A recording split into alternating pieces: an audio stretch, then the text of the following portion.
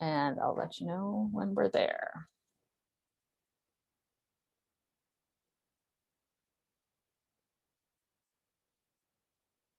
Okay, have a good time.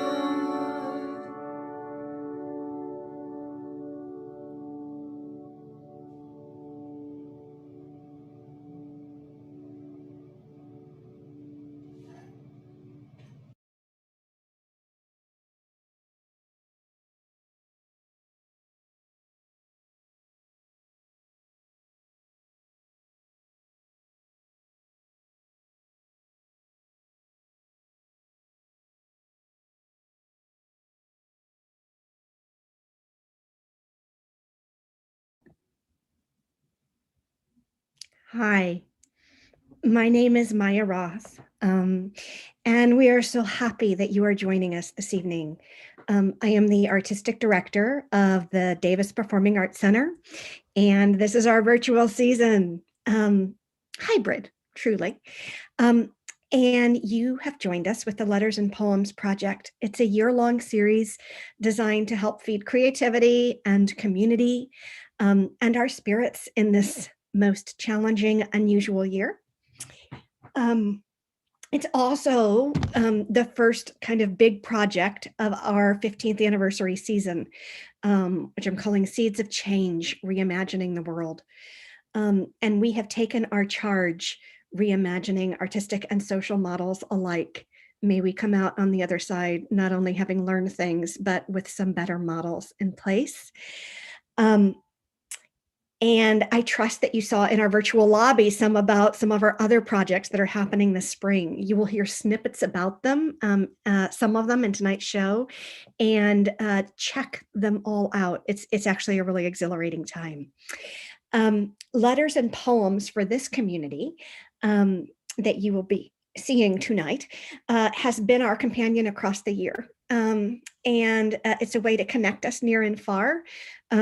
To great works of literature, to language, to each other.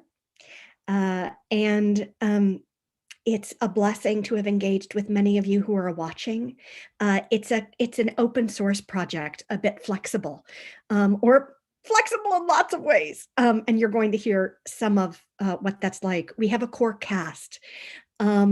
And some of them will be participating live and some asynchronously. And we also have had shares and nominations from across the university. For all of you, it is a gift to welcome you to listen, to do some deep listening, to watch, and to imagine with all of us tonight. I want to bring to the virtual stage first Andrew Molinari, who is a senior in the college and a huge presence on campus. Andrew is an econ major and a performing arts minor, and he will be with us momentarily, I'm sure. I'm right here. Don't worry. Our dear rehearsal. I was going to let you finish. You could introduce me all day, Maya. It's really great to be back, though. It's really nice to be back. For those of you, you might recognize me from the first Letters and Poems share. I'm really excited to be here because I think this project has helped me continue my sense of community and creativity over the past year. And I think a lot of people here tonight could say the same thing. And speaking of people here tonight, hello to all of you who are joining us on YouTube. Let me go over a few logistical things before we get started. I just want to encourage you to engage however you see fit tonight. So this means if you need to get a drink at any point, please get up and go get a drink. We encourage you to have some snacks on hand. Grab your popcorn, your hard candy, your throat lozenges. You can unwrap them at any time, I promise. If at any point your YouTube lags and you fall behind, you can click that little live button. It should be on this side maybe. Should say live in red, and you can catch up to us in real time. And lastly, fear not if you do experience technical difficulties, because this live stream will be available to watch later on the Letters and Poems website. How are we doing, Maya? Are we feeling good and ready? It's fantastic. Yes, I think we are ready for the cast to join us. The Why live. don't we call them up? Come on, cohort. Hello, dear ones. So, these folks are sharing live tonight, and then we have many folks who have shared submissions asynchronously, including some of our core cast, and we are grateful to all. Many of us have been meeting for weekly since September, and this is our third share, and I have the feeling maybe we'll be doing monthly rehearsals after, I don't know, but we love to introduce ourselves. So I'm going to ask everybody to do a one word of what you hope for from tonight, and tag someone when you're done. So I hope for joy. Paulina. I hope for beauty. Andrew. I hope for inspiration. Maya. I hope for joy. Sam. I hope for love. Shakespeare. I hope for laughter. Colin. I hope for equanimity. Olivia? I hope for fun. Kellen? I hope for community. Back to Maya. Thank you. I'm already feeling some community. And we are going to begin kind of the formal shares with someone who has been part of our community the whole time. This is a meditation and a poem. We're a little more experimental tonight than we've been in other ones. And this is a gift of breath from Maggie Camerado, which will help us all to restore and prepare for those wishes to come.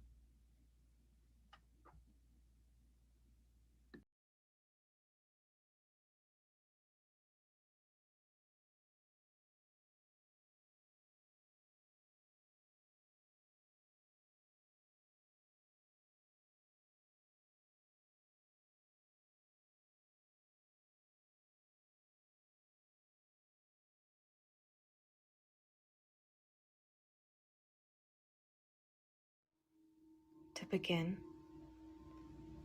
sit comfortably. Close your eyes or lower your gaze. As we enter into these moments of meditation, know that however you approach it and whatever you feel is right.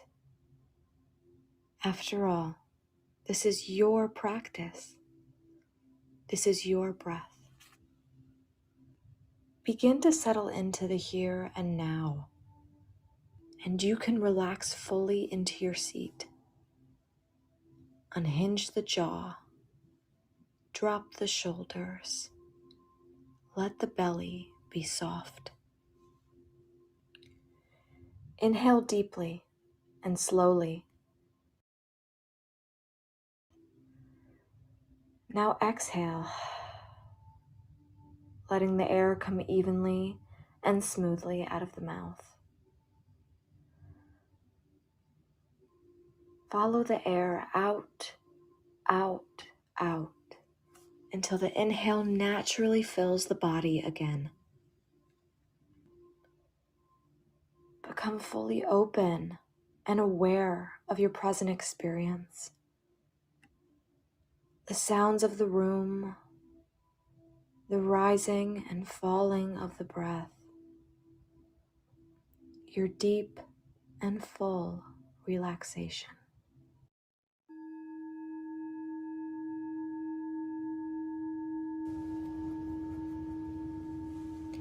Have you ever wondered about this breath of ours?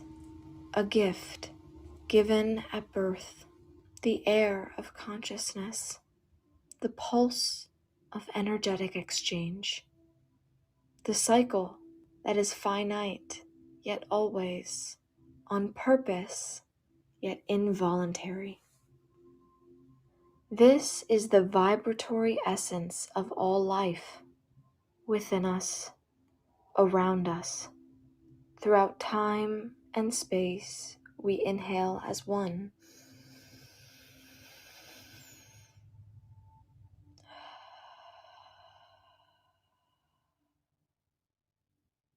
We exhale our token of presence. Breath is the currency of here and now, of being here now. We never worry whether the next one is there. We trust and surrender to the energy that swirls within our lungs, the take and give that's found in abundance wherever we wander. This is the cosmic hum of creation. It is within you always. It is a forever friend to turn to when we forget just how expansive and full we truly are.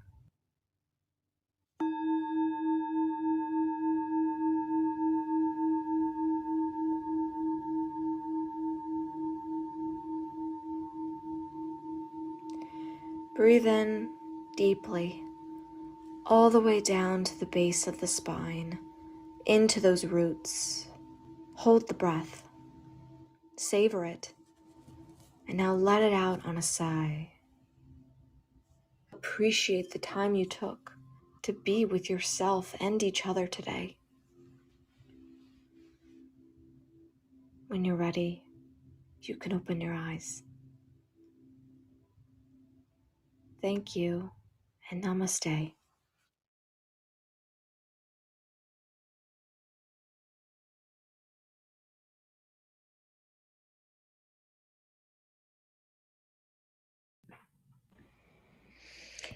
Thank you, Maggie, for breath and for starting us off so peacefully. It's going to help me listen to language. I love that her poem flows in the midst of a meditation. Shall we keep it rolling a little bit? Why don't we dive right into the night with some shares from our very own cohort here in the Letters and Poems Project. Let's welcome to the stage Camilla, Kellen, and Olivia. And maybe soon I'll stop talking like this. And these are 3 core company members.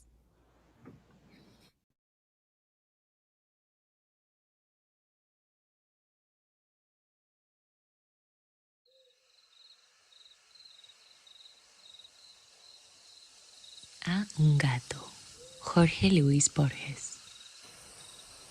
No son más silenciosos los espejos, ni más furtiva el alba aventurera. Eres, bajo la luna, esa pantera que nos es dado divisar de lejos. Por obra indescifrable, de un decreto divino, te buscamos vanamente. Más remoto que el Ganges, el poniente. Tuya es la soledad, tuyo el secreto.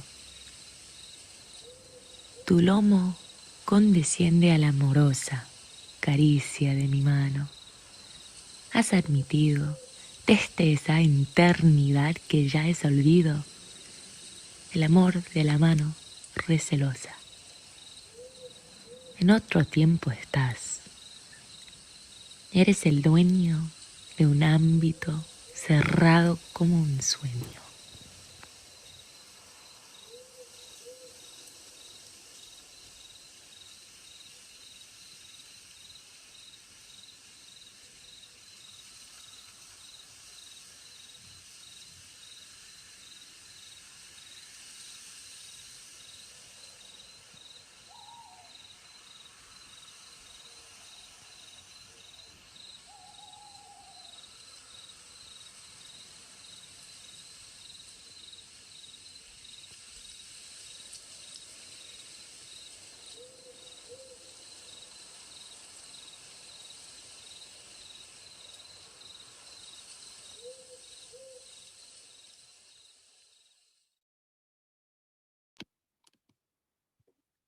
Hi, this is Border Softer by Safia El Hio.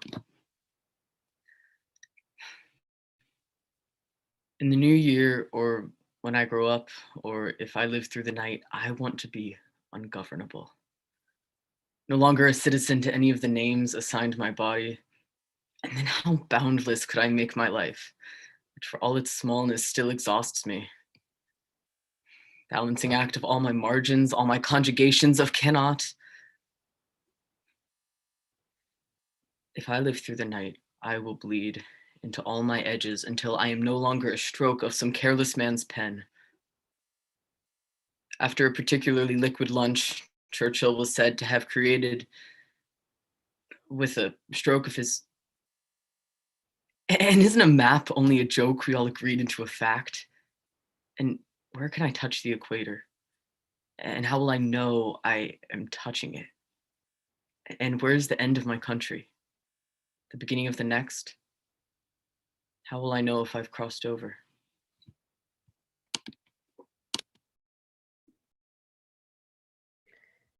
This is my letter to the world by Emily Dickinson. This is my letter to the world that never wrote to me.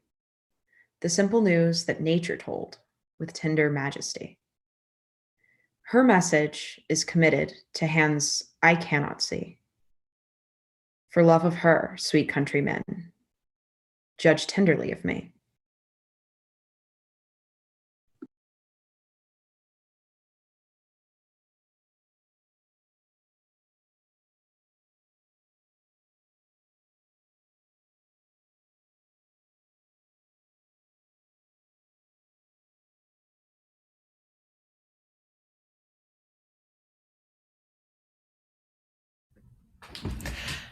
Thank you, Olivia. That last piece, for those of you who were reading quickly, you might have noticed that was an Emily Dickinson poem.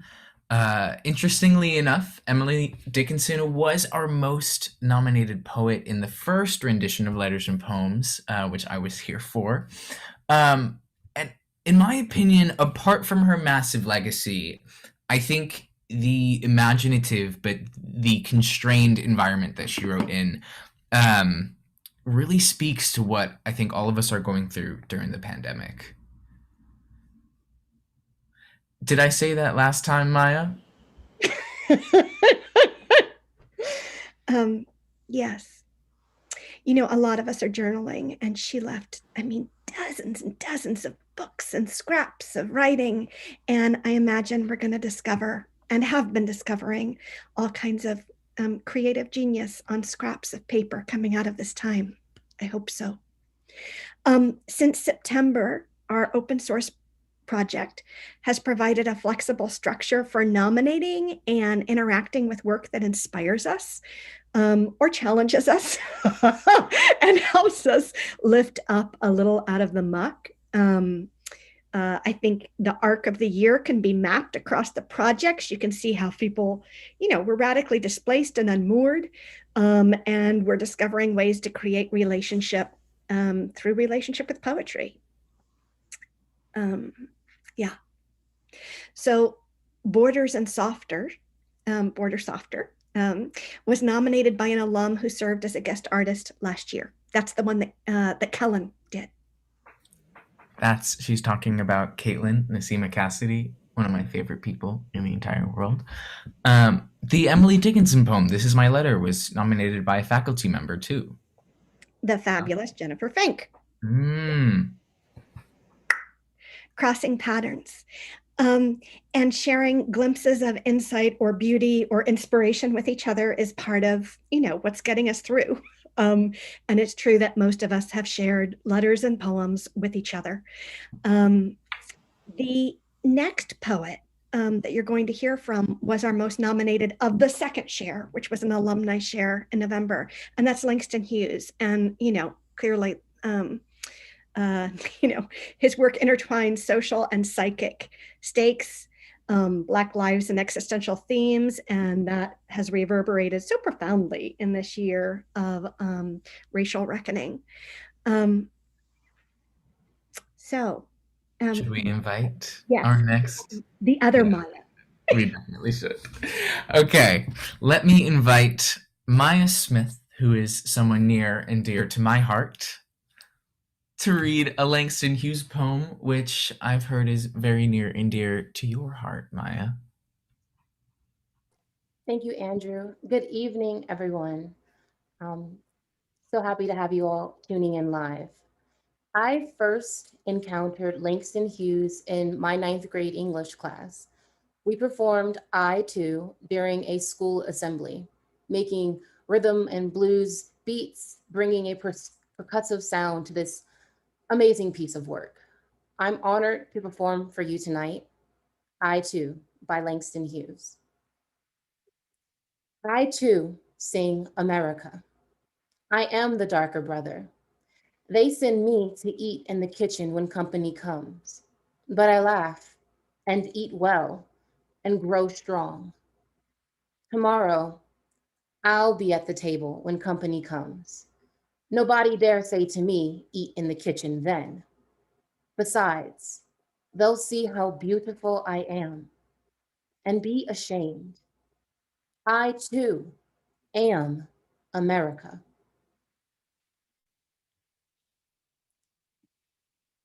Hughes, Angelo, Frost, and many others have inspired me, both as a poet and writer.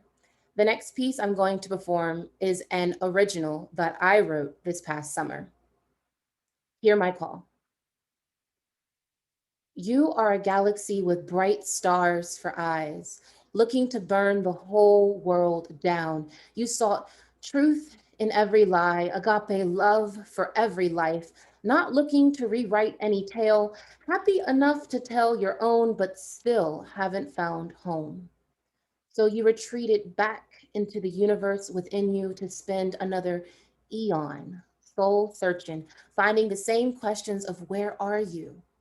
They say you're too young for a love so elementary, not knowing your old soul spent star lives learning itself. Trapped amongst mortals, not loving well, you rest effortlessly against infinity, singing a siren into nothingness, thinking you were alone. I left timelines long ago. On the edge of here and now is where I roam.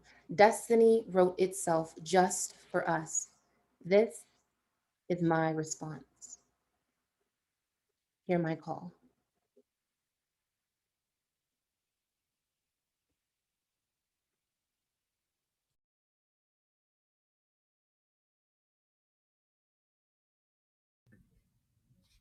For those of you who don't know Maya, she's an alum.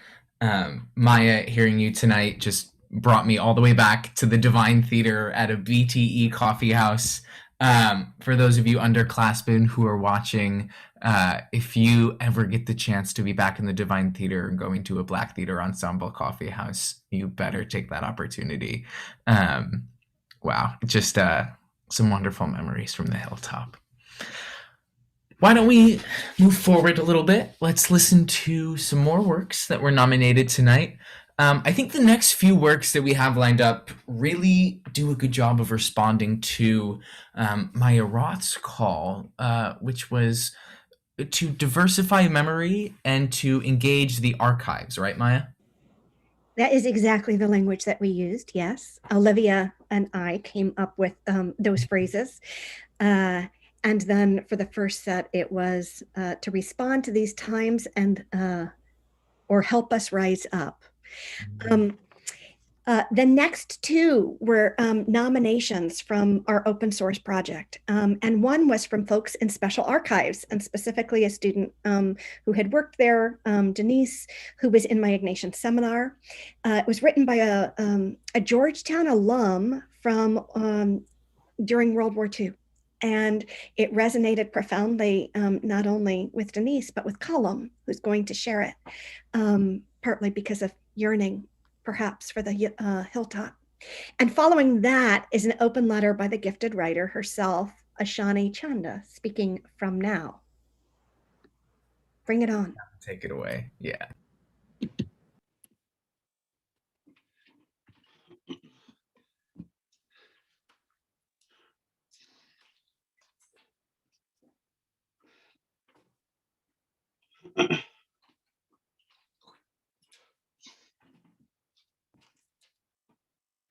Mr. John S. Felon, Georgetown Law School, Washington, D.C. Dear Judge, just a line from the land of the fleur-de-lis and from a pal who, as he sits here and far away in wounded France, cannot help but long for the halls of dear old Georgetown and her host of fine fellows. You cannot imagine the feeling that came over me, Judge, when I realized I was in France, an aviator, when just but a few short months ago we were bunking together in Washington and trying to tell each other which knew more of the subject of real property than Daddy Baker. But I cannot say I am alone here, for indeed it seems that France is full of Georgetown men. Many of them I did not know when I was at school, for many of them are from other departments of the school and many are graduates. But when we meet here, it is like the meeting of long lost brothers. Carol is already flying and they tell me he has the makings of a real daredevil. He is located at Orleans, a short distance from Paris, and is only 10 miles away from me. We are working our heads off here. And believe me, the aviation department is someplace to work. But as soon as I can get a little time, I think I'm going to try and get to see Carol. McCabe is here with me too at Dijon, and this boy is afraid of nothing. His only grievance is that they will not let him take a machine and go to Berlin and personally meet the Kaiser himself.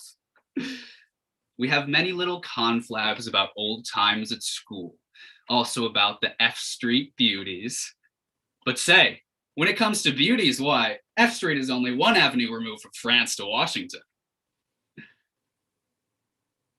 When you see Haley McGrath and Costello, tell them I've written them at the frat house. I suppose the old boys are still kings of the tea fights and still arguing which is the handsomest.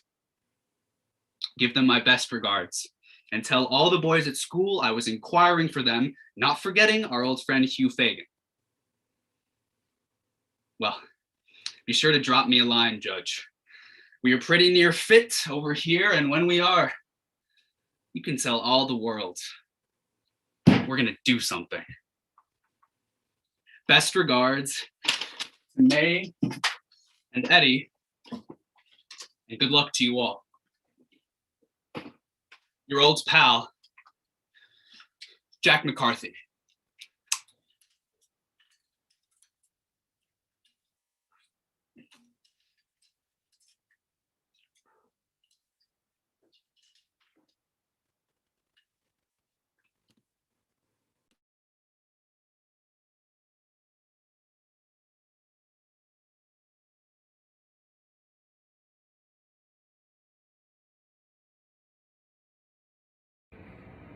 Bengali was once voted the sweetest sounding language in the world.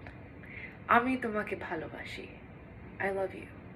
There are no harsh noises in the language, only soft tongues and even softer intentions, and it was my first language, born from homespun ground and family trees, and followed by English soon after. I chose to learn Spanish when I was in middle school. When I was 11 years old, I had this crush on this Latina girl in my English class, and I wanted to be able to seduce her in Spanish. I would sidle up to her, smirk plastered in place. Hola, señorita. ¿Cómo estás? She laughed in my face. I chose to learn Hindi when I was 13 years old. My parents spoke Hindi with their friends. It was in movies, in supermarkets, and all kinds of love. It was a sign of being Indian. And after a while, I began to wonder if the fact that I didn't know the language meant that I wasn't one. I wanted to learn Odia when I was 15 years old. My family in India is from a state that has its own language, Odisha, Odia. It's confusing, I know. But we would go back to India, and in the midst of crowded streets and the smell of samosa and gupchup on wheeled carts, my family, my parents, they spoke as if they were home. It was the language of my household, of my aunts, my uncles, my cousins, my grandparents, and since I didn't know the language, I began to wonder if that meant I wasn't one of them. I chose to learn Italian when I was 18 years old. I told myself I didn't have a reason. It was fun. It was sexy. It was something I had always wanted to do. But now there are 6 languages in my head, buzzing in circles that scream lost in big white letters, because somewhere along the way, that is what I have become. My parents were born in India, dry seeds grown in arid soil. I was born there, but raised here, with only the skin color to show for it. If you ask me, I'll tell you I'm Indian, but I can't really speak the language. If I'm feeling patriotic, I'll say American, but here, language is nothing compared to the color of your skin. But if I'm honest, I'll tell you I'm lost. I am a tree with no roots, no soil to call my own. I live in a country that wants me gone, but I left a country that doesn't want me back. I tell myself I like to learn languages because it's something that I'm good at. If I learn French, German, Portuguese, Russian, Senegalese, and Chinese, hell, even Australian tongue, maybe someone will take me. Maybe I can find somewhere that I belong. Maybe I will have a home. Hola, me llamo Ishani, no tengo una casa. Ciao, mi chiamo Ishani, non ho una casa. Namaskar, amar nam Ishani, amar kache korne. Namaskar, mera naam Isani, mo pakore koronai. Namaste, mera naam Ishani hai, mere paas ghar nahi. Hi, my name is Ishani, and I don't have a home. Maybe, just maybe, home is not grounded soil underneath feet for tree roots to sink deep into. Maybe home is in the crevices of my best friend's elbows, made to hug me closer when I am broken. Maybe home is in the eyes of my parents, watching me grow into a woman they tell me that they're proud of. Maybe home is in the heartbeat of the woman I will one day fall in love with, breathing in time with mine and reminding me. Maybe I've known the language of home all along. Maybe that language is love.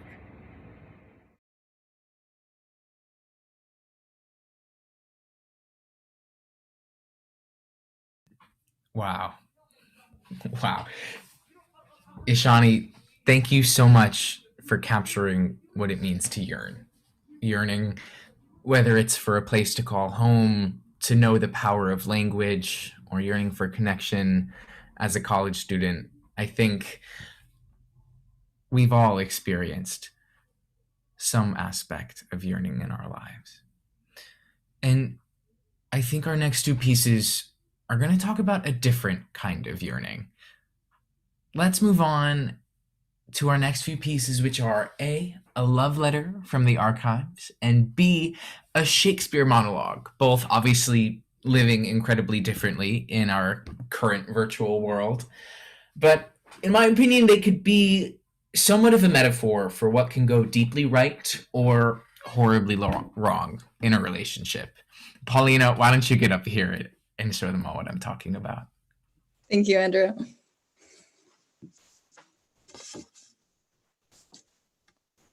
My darling wife, this note is to warn you of a diabolical plot entered into by some of our so-called friends, calendar makers, and even our own children. These and others would have you believe we've been married for 20 years. 20 minutes, maybe, but never 20 years. In the first place, it is a known fact that a human cannot sustain the high level of happiness I feel for more than a few minutes. And my happiness keeps increasing. I will confess to one puzzlement, but I'm sure it is just some trick perpetuated by our friends. Ha, again. I can't ever remember being without you. And I know I was born more than 20 minutes ago. Oh well, that isn't important. The important thing is I don't want to be without you for the next 20 years or 40 or however many there are. I've gotten very used to being happy, and I love you very much indeed. Your husband of 20 something or other.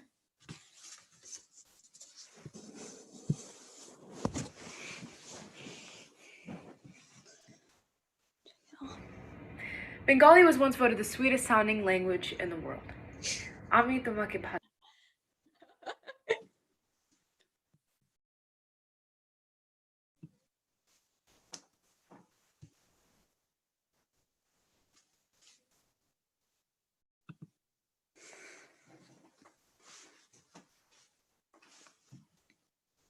This next piece is from Shakespeare's As You Like It.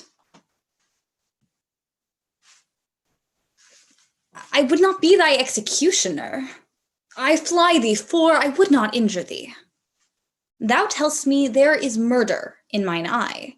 'Tis pretty sure and very probable that eyes, that are the frailest and softest things, who close their coward gates on atomies, should be called tyrants, butchers, murderers. Now I do frown on thee with all my heart, and if mine eye can wound, now let them kill thee.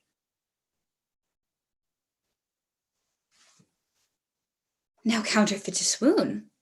Why now fall down? And if thou canst not, oh, for shame, lie not to say mine eyes are murderers.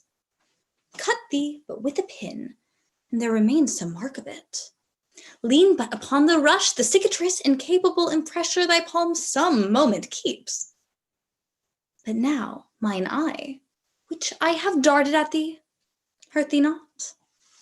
Nor I am sure there is no force in eyes that can do hurt.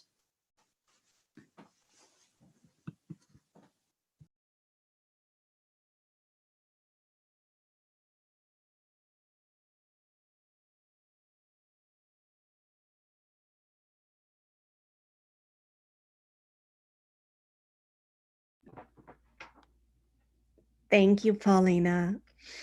Early on, we imagined that this share might actually come near Valentine's Day. And so Paulina's was kind of a love set. And she called the second one her anti-Valentine's selection. Across the year, this kind of sharing of letters and poems has enabled us to create community and our lives with each other virtually. There have been moments when poetry helps steward intensities and immensities, and I think that's partly because of the distillation that it does, the form that layers multiple things at once. It's helped people respond in the midst of crises and disparities, and to rise up out of them. I have been struck by how important it has been and how freeing it has been for us to warm up together in our bodies too, not just seated in these chairs, to play and to connect. And so that's made me aware ever more profoundly this year that creativity is a resource. Students have craved it, and so too have I. This next set features creative responses to and via poetry. And that happens to be a strength of the Theater and Performance Studies program. We have contributions from Shakir Hood and Caroline Slater of Natsuonota Power's Adaptation and Performance of Lit class this semester. We have an entry by the Davis Center's beloved Vanessa Gilbert, and one by Professor Michael T. Williams, his rendering in character of an afterlove poem. That's my language, afterlove poem. And those will be shared in inverse sequence of my naming them. The authors, the poets of these works are all American writers, gloriously diverse. They include Louise Gluck, a Nobel laureate, Ross Gay, a poet, food justice activist, and essayist of The Book of Delights. You must read it. Naomi Shihab Nye, a Palestinian-American poet and young adult fiction writer extraordinaire. We have shared some of Naomi Shihab Nye's work for every one of our letters and poems installments. And in fact, Georgetown has hosted her as a guest artist as well. She's amazing. And Jane Hirschfeld, a sensuous poet who wrote 10 Windows, How Great Poems Transform the World. Which maybe can be a motif to hold in heart. This is one of our, well, it's one of my favorite sets, and I think that's because they're all creative interactions with poems and trouble that assumption that that the poet is more important than the interaction with it. So here we go. Hello. My name is Michael T. Williams, and I'm a faculty member in the TPSD program. And the poem I have chosen is called Purple Bathing Suit by Louise Gluck. What draws me to this poem in imagery is the contrast of a purple synthetic bathing suit against the greenery of a garden. And what draws me in theme and language is the polar representations of love and hate, loathing and lust, this moment in a relationship where one party considers the future, its viability, and the contradictions, the tension, the possibility inside that moment. Enjoy.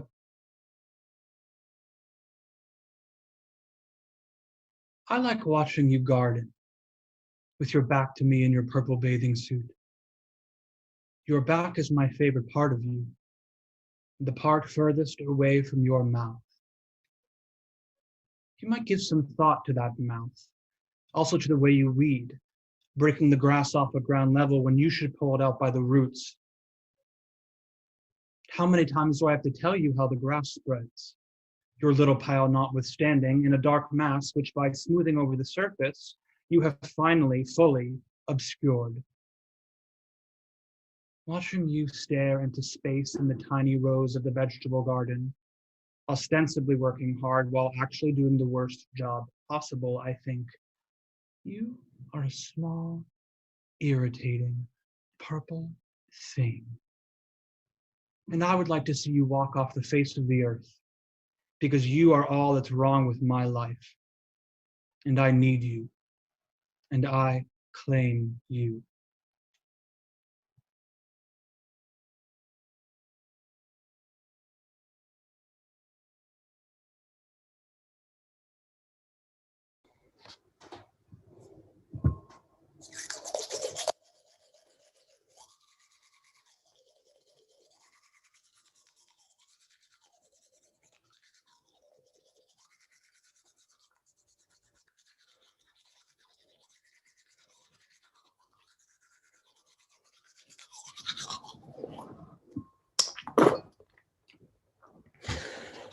You ever wake up with your footy PJs warming your neck like a noose? Ever upchuck after a home-cooked meal? Or notice how the blood on the bottoms of your feet just won't seem to go away? Love. It used to be you could retire your toothbrush for like 2 or 3 days and still I would push my downy face into your neck. Used to be I hung on every word, sing you'd say, and I was a bird. Freedom, you'd say, and I never really knew what that word meant, but liked the way it rang like a rusty bell. Used to be. But now I can tell you your breath stinks and you're full of shit. You have more lies about yourself than bodies beneath your bed. Rooting for the underdog, a team player. Hook, line, sinker.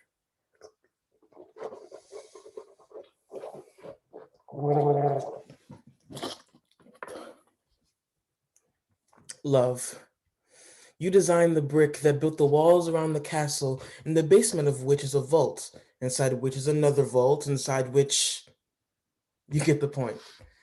Your tongue's made of honey, but flicks like a snake's. Your voice like a bird, but everyone's ears are bleeding. From the inside, your house shines and shines. But from the outside, you can see it's built from bones. From out here, it looks like a graveyard, and the garden's all ash. And besides, your breath stinks. We're through. Thank you.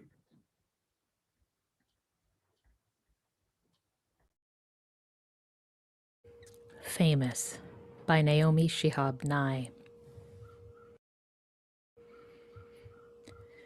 The river is famous to the fish. The loud voice is famous to silence, which knew it would inherit the earth before anybody said so. The cat sleeping on the fence is famous to the birds watching him from the birdhouse.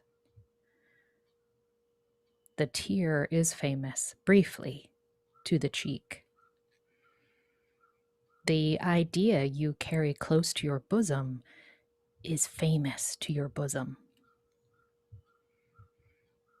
The boot is famous to the earth, more famous than the dress shoe, which is famous only to floors. The bent photograph is famous to the one who carries it, and not at all famous to the one who was pictured. I want to be famous to shuffling men who smile while crossing streets, sticky children in grocery lines, famous as the one who smiled back. I want to be famous in the way a pulley is famous, or a buttonhole, not because it did anything spectacular, but because it never forgot what it could do.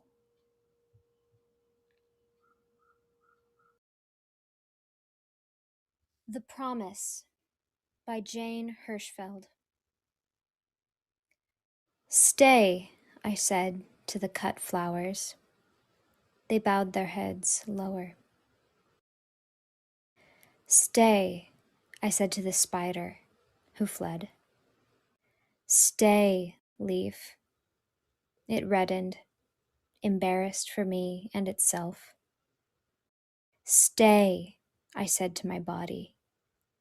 It sat as a dog does, obedient for a moment, soon starting to tremble.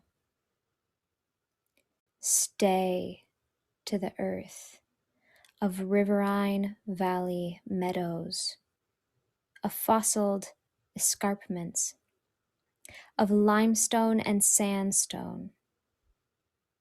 It looked back with a changing expression in silence. Stay, I said to my loves. Each answered, always.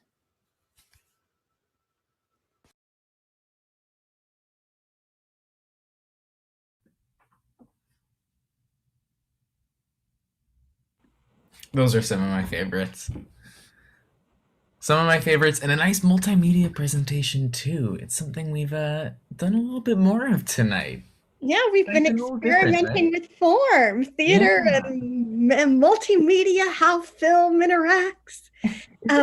This tonight is, a cross-section of styles, a cross-section of contributors, students, alums, faculty, staff, and a cross-section of works offering disparate lenses on the world. And one reason for this larger format of letters and poems is precisely that, so that there are these bite-sized nuggets that we can work on in the context of the immensities of this time, the too muchness, but also so that we can put them together and discover a new form.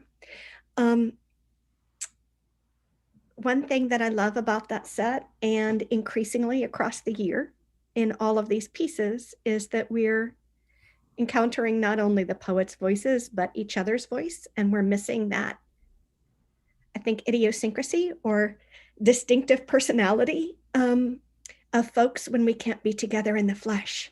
So I'm grateful too for that. Isn't that the energy? Well, this Letters and Poems comes on the weekend. For those of you who are keeping track of your calendars, this would be the week in most years at Georgetown where we begin spring break. For those of you who are keeping track of your calendars, this week is also coming up on 1 year since we students left campus and didn't return. So I think in honor of us yearning for each other, missing each other, wanting to be together, this next piece really takes it all back and puts it together.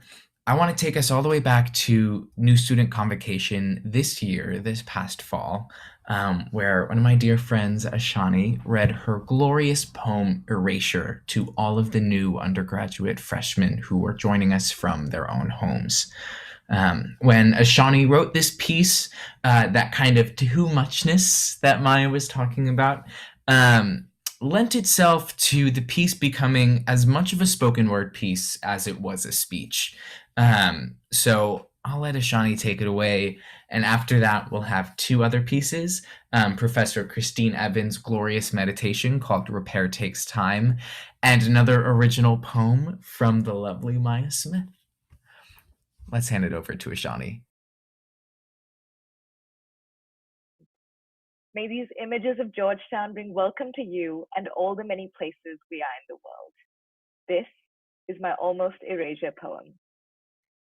Imagine seeing together all Georgetown. You are Hoyas. Imagine with me Wednesday, March 11th, spring break, COVID-19. I was at a hostel in DC engaging home and homelessness, my island, dorm room, anywhere, nowhere at once. Coordinate, disperse. My family, 3 time zones, 4 locations, online, safe, practical. We hear public help. Not permanent, but terrified. Crashing, good, bad, houses, storage, prayers, love from so many here, and crucially, FedEx boxes and tape. I discovered home in my fellow Hoyas. To me, borders and oceans aren't full stops, they're commas. At Georgetown, 231-year-old walls, yet in classes, the whole world matters. The big lessons. Contemplative action means that relationships matter. It's intricate. Community and diversity, educating the whole person. My NSO, an imam, a rabbi, a Christian and Hindu priest, friends. Anything was, is possible. You will change the world. So this remote semester is difficult, not impossible, not for you. We Hoyas can.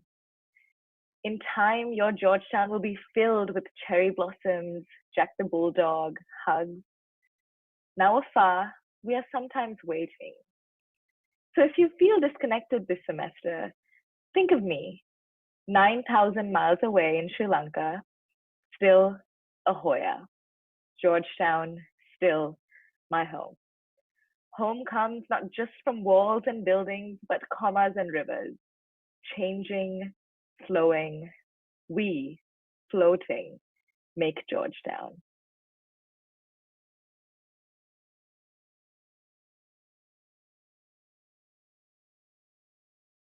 Repair Takes Time, written and read by Christine Evans. Repair takes time. Painting's fast, the high gloss finish, walls transformed. But preparation is dreary, all that sanding the cracks, scraping the remnants of use from walls mute as tongues of old shoes. Repairing things is slower than buying new ones, less shiny, the ambivalent reward and intimacy with objects, a dirt under the nails accommodation between object and person, a badly trodden tango between its shoddy wiring and cracked wood and your impatience and cheap tools. In this way we lurch onward. You have to live somewhere, ruined or redeemed. Repairing things that were damaged or made badly in the first place is teeth-gritting, soul-grinding work. The original lack of care echoes through wood and plaster, bone and mouth. The bucket leaks or love dies again and again. The new hopes, as sharp as lemon, are spiked with imminent loss, because we haven't learned to hold dust and nails gently in our empty hands. What remains unfinished?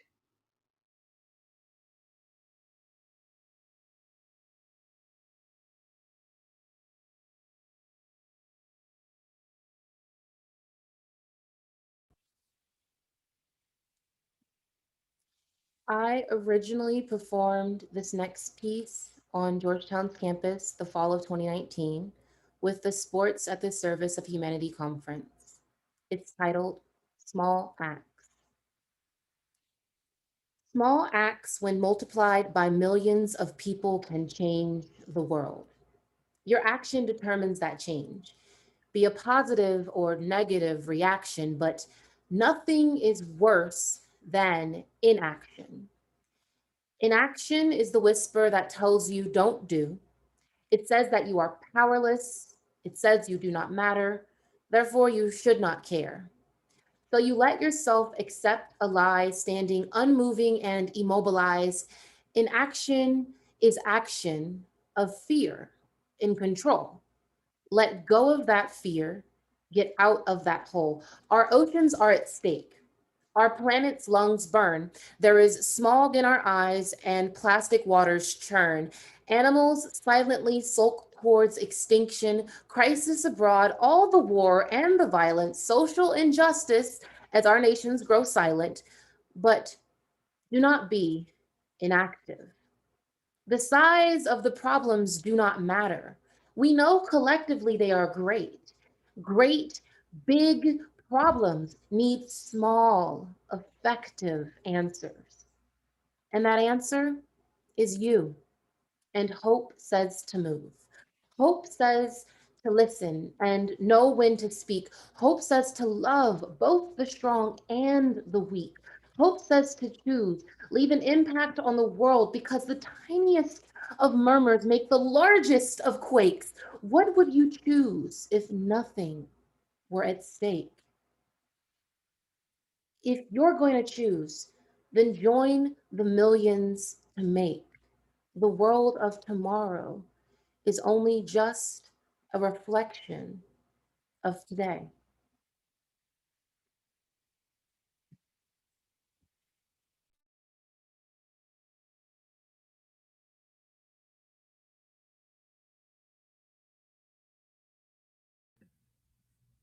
Thanks for giving us hope, Maya. Audre Lorde, the great Black feminist poet, once said, "Poetry is the way we help give name to the nameless, so it can be thought." And that stirred those thoughts of activism in me. Thank you. Creativity is helping us to respond to what matters in the world and our lives in this time. So, period. Our next two pieces are actually very special and connected to this time. I'm so happy to introduce Fatima Daifan and Grace Crozier, who are each developing a TPST senior thesis for our very own virtual home season at the Davis Center. Fatima tonight is going to be doing an original poem from her work in progress entitled Sunbath, which will be co-produced with the Black Theater Ensemble on April 24th. Be sure to mark your calendars. And Grace's piece tonight will touch upon the themes that are present in her original solo work in progress, Totally Manageable, Easily Treatable, which you should check out on, that's March 19th and 20th. March 19th and 20th, in almost 2 weeks, right? Yeah. Yeah, so I think we'll be pushing some more details in the chat, but you should definitely check these out. Grace's performance will be co-sponsored by Disability Studies. And without further ado, let's hand it over to Fatima and Grace. An excerpt from Sunbath, Let Live. I silenced my voice because when I spoke, it was God who was speaking. But I am not God. I silenced my voice because I swore Morrison said it to me first. Speed reading to finish a course. But that was late night, long nights, big block, paraphrasing. I silenced my voice because the phone got to me too. No separation between the creation of my desires. Your wants generated on a carousel. I haven't disappeared. Something has made me invisible. But it's once you lose sight of the reality at mind is where you can become invincible. Comfortable to change your principles. So what am I to do with this power that they left me with in the night? In a meadow of peace, stars keep flurries of light. Morrison's the reasons my ancestors tucked me in so tight. I say, Miss Tony, I wish I could share moments with you because you'll get it. How beautiful something is because you know what beauty is. I want to live. I want to grow. I once seen a tree branch curl like my hair. So unaware at that moment, I was surprised, even shocked to see the tiniest tree branch curling towards me. Share it. But Miss Tony, I can't write stories like you. Share and share, then share some more. She told me this morning over a blunt as I rubbed her toes. Let the spirit live through the beauty of words. Let the spirit live. Let live.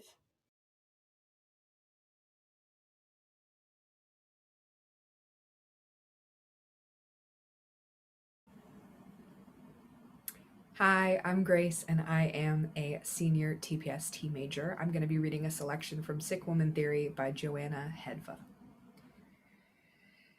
In late 2014, I was sick with a chronic condition that about every 12 to 18 months gets bad enough to render me, for about 5 months at a time, unable to walk, drive, do my job, sometimes speak or understand language, take a bath without assistance, and leave the bed. This particular flare coincided with the Black Lives Matter protests, which I would have attended unremittingly had I been able to. I listened to the sounds of the marches as they drifted up to my window. Attached to the bed, I rose up my sick woman fist in solidarity. I started to think about what modes of protest are afforded to sick people. It seemed to me that many for whom Black Lives Matter is especially in service might not be able to be present for the marches because they were imprisoned by a job, the threat of being fired from their job if they marched, or literal incarceration, and of course, the threat of violence and police brutality, but also because of illness or disability, or because they were caring for someone with an illness or disability. I thought of all the other invisible bodies with their fists up, tucked away and out of sight. As I lay there, unable to march, hold up a sign, shout a slogan that would be heard or be visible in any traditional capacity as a political being, the central question of sick woman theory formed. How do you throw a brick through the window of a bank if you can't get out of bed?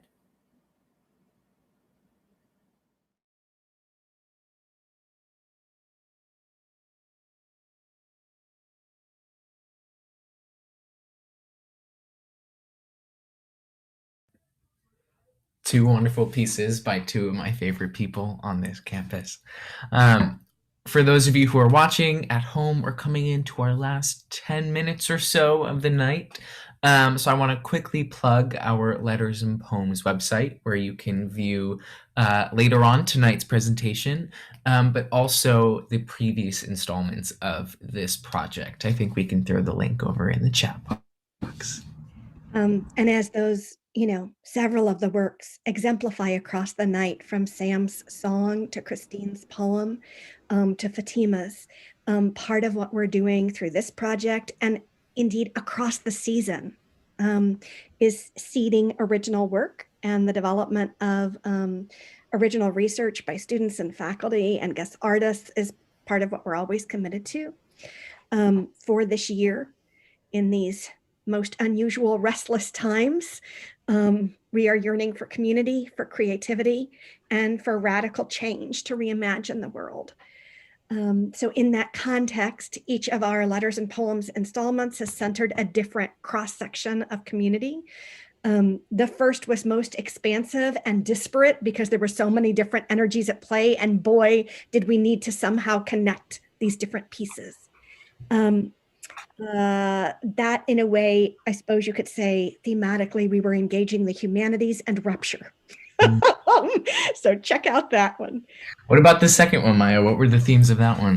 The second one was an alumni share, and it was offered on the exact day, 15 years from our first production in the Davis Center. And it focused fabulous original works by alums, and I think spoke to how many people are writing who don't always write, but creating great new work.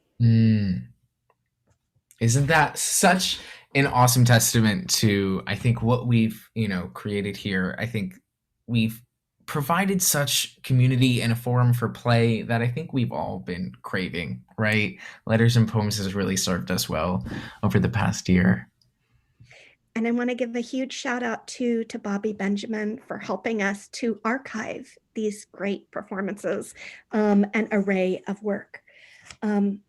So we're going to move on now to this next set, in a way, one that showcases the people who've been with the project across the year, or most of them. And the first is a poem by Camila, who is in France right now. And it's the first poem she's ever written. And it was inspired in part by working on poetry by others this year and being stimulated, stirred, challenged by it, and saying, I'm going to write a poem. And you will hear as they unfold what else our core members brought to the fore. Let's have them take it away.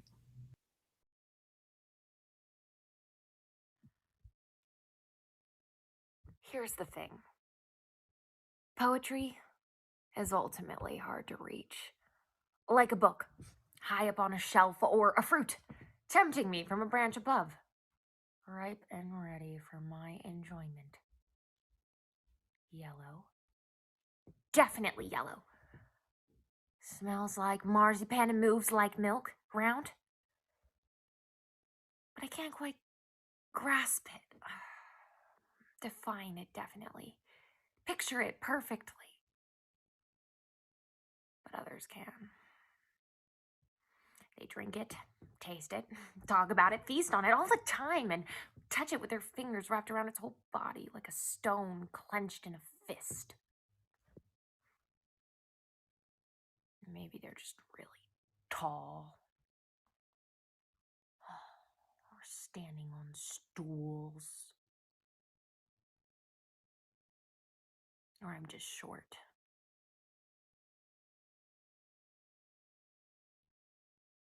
Or I just grew. A tiny bit.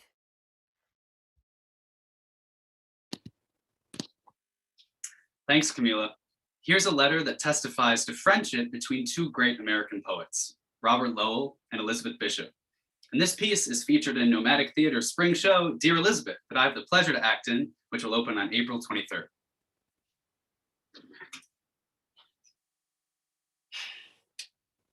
Dear Elizabeth, you must be called that. I'm called Cal, but I won't explain why.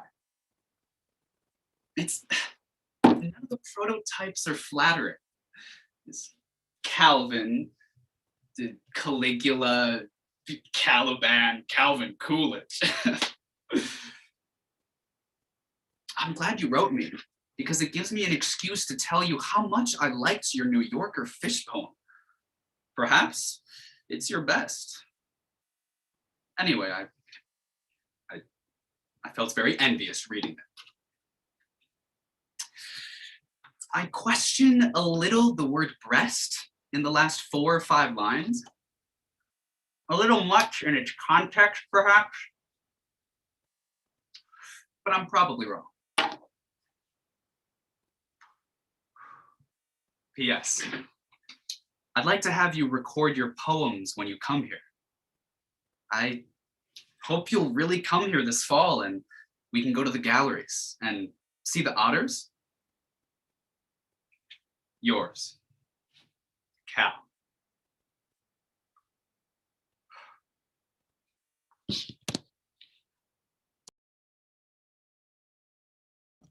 Thanks, Colum. This next piece is called Between Words by Gary Soto. And if it's all right with y'all, I'm going to have my friend help me out with it.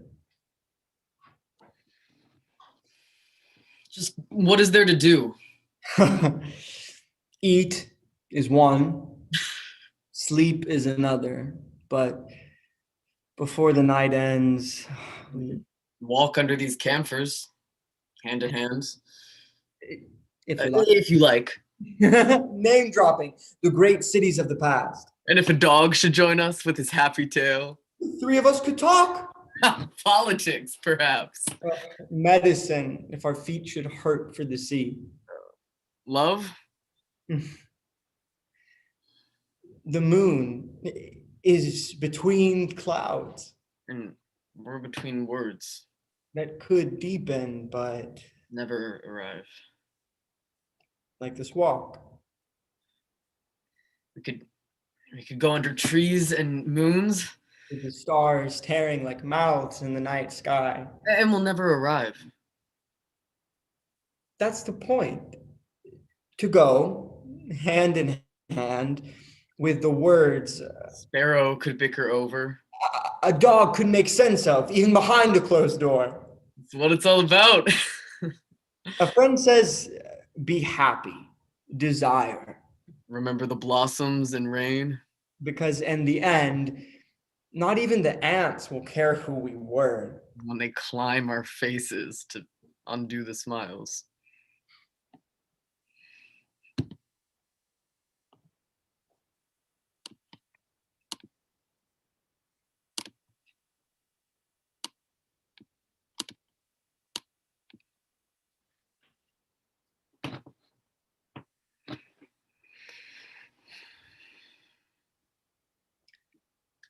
The kind of hope I often think about, especially in situations that are particularly hopeless. Such as prison. I understand above all as a state of mind, not a state of the world. Either we have hope within us or we do not. It is a dimension of the soul. Hope is not prognostication. It transcends the world that is immediately experienced and is anchored somewhere beyond its horizons. I don't think you can explain it as a mere derivative of some movement or of some favorable signs in the world. I feel that its deepest roots are in the transcendental. Just as the roots of human responsibility are. Yeah, hope in this deep and powerful sense is not the same thing as joy that things are going well. But rather an ability to work for something because it is good, not just because it stands a chance to succeed. The more unpropitious the situation in which we demonstrate hope, the deeper that hope is. Hope is definitely not the same thing as optimism. It is not the conviction that something will turn out well. But the certainty that something makes sense. Well, regardless of how it turns out.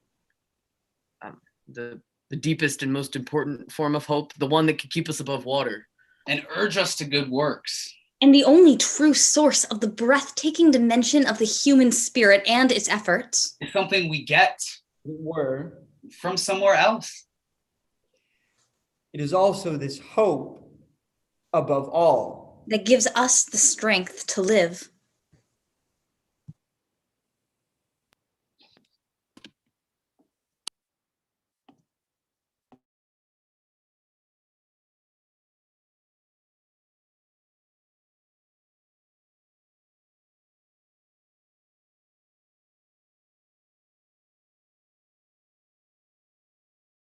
Don't hesitate. Mary Oliver. If you suddenly and unexpectedly feel joy, don't hesitate. Give into it. There are plenty of lives and whole towns destroyed or about to be. We are not wise and not very often kind, and much can never be redeemed. Still, life has some possibility left. Perhaps this is its way of fighting back, that sometimes something happens better than all the riches or power in the world. It could be anything, but very likely you notice it in the instant when love begins. Anyway, that's often the case. Anyway, whatever it is, don't be afraid of its plenty. Joy is not made to be a crumb.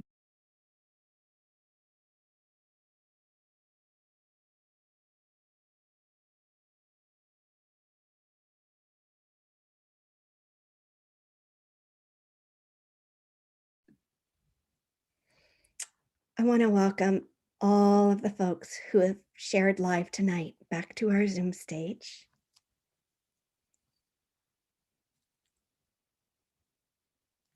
Bless you.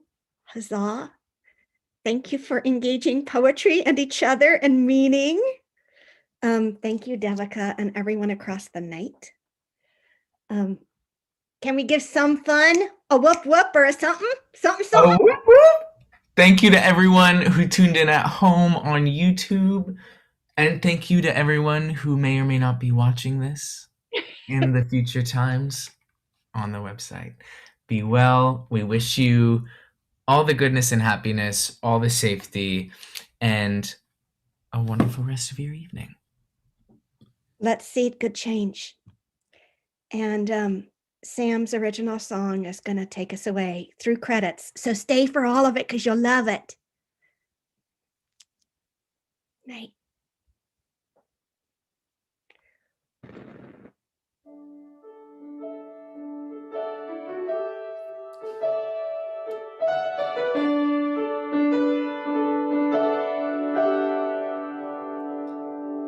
You go where the wind blows, if it ain't blowing hard. You land where it takes him, if it isn't too far. No, after a while, he's bound to get tired, and he'll turn his back to the wind.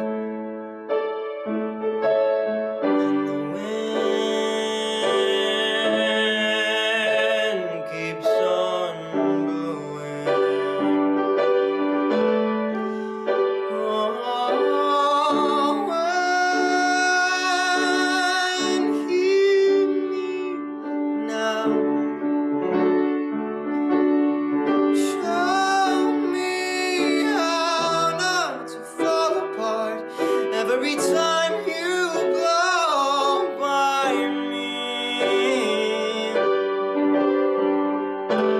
oh, I'm starting today.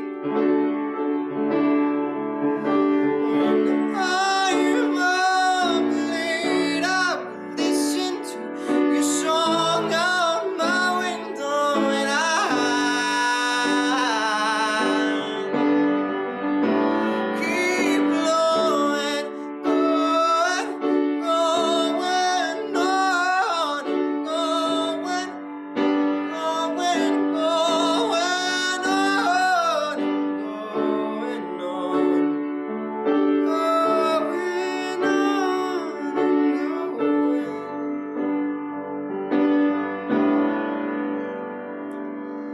he's born of the wind, so he changes his mind. He knows what he wants, but he's running behind, and the world moves too fast for a Gemini. Will turn his back on his friends and shout words into the wind.